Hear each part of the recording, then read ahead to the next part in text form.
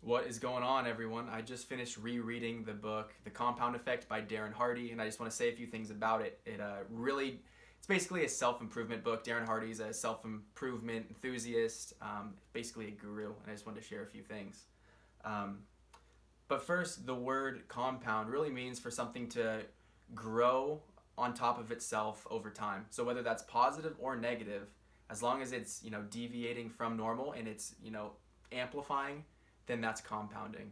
And this is important in self improvement because the small choices you make have large ramifications in the future. And the basic formula for that is small choices plus consistency plus time equals a radical difference.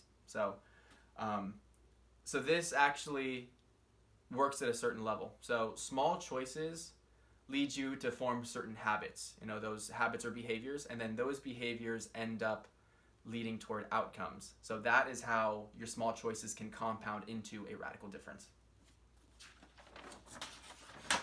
But I want to focus on the habit level because that's really what you can manipulate in the whole formula. So first, old habits have deep roots. And you just think about it, a habit that you've had for 15 years is going to be a lot more difficult to change than a habit that you've had for 30 days. And similarly, a tree that's been growing for 15 years is going to be a lot harder to uproot than a tree that's been alive for 30 days. So similarly, old habits have deep roots.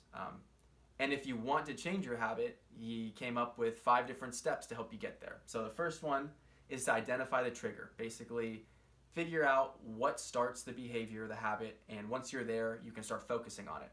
Next is to clean house. So anything that's involved in the behavior that may be negative, that is associated with the behavior, let's say you're trying to quit smoking, just get rid of all your cigarettes, clean house, start clean. Next is to swap in. So replace that bad habit with a good habit, and choosing a habit that could use the same trigger and could just very seamlessly replace it.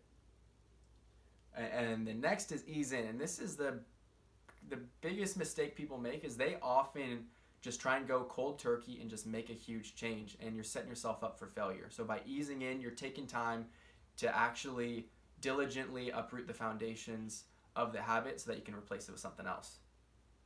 And then last is, yes, you do need to jump in. You need to go to the point of no return, never look back, and just completely move on from the previous habit and commit to your new habit. So this is all dictated by momentum. And momentum is just an object in motion will stay in motion, or object at rest will stay at rest. I think that's what Sir Isaac Newton's third law of thermodynamics, something like that.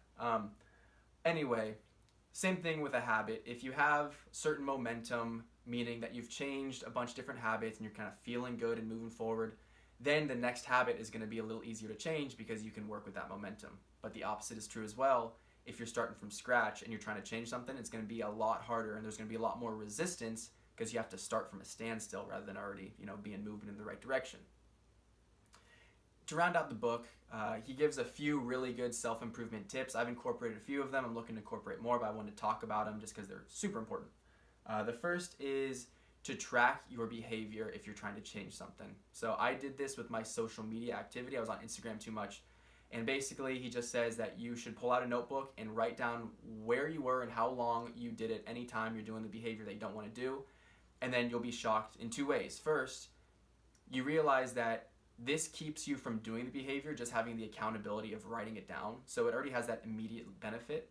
And then the second part is that you will be shocked by how often you engage in this behavior without knowing it. So tracking your behavior is a really good way to figure out how big of a problem it is. Next is to get a peak performance partner, and this is basically an accountability buddy.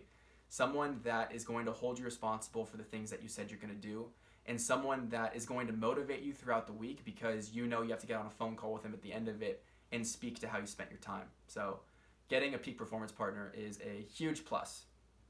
And then last is stand out, not just in being unique and not fitting in with the fold, but standing out in your performance, executing and even over delivering, being someone that goes above and beyond. And this helps you stand out in a professional setting and draw attention to yourself. And in that way, you can start improving yourself because you'll be exposed to more opportunities based on this performance. So to wrap it all up, Darren Hardy talks about success in a way that, success is not something that you work toward, but it's something that you actually attract. So think about that, let that resonate. But if you want to learn more about it, DM me. I'd love to share a little bit more, or read the book. That's the best way to do it. But Darren Hardy's a good guy, and loved his book. So hope you read it. Take care.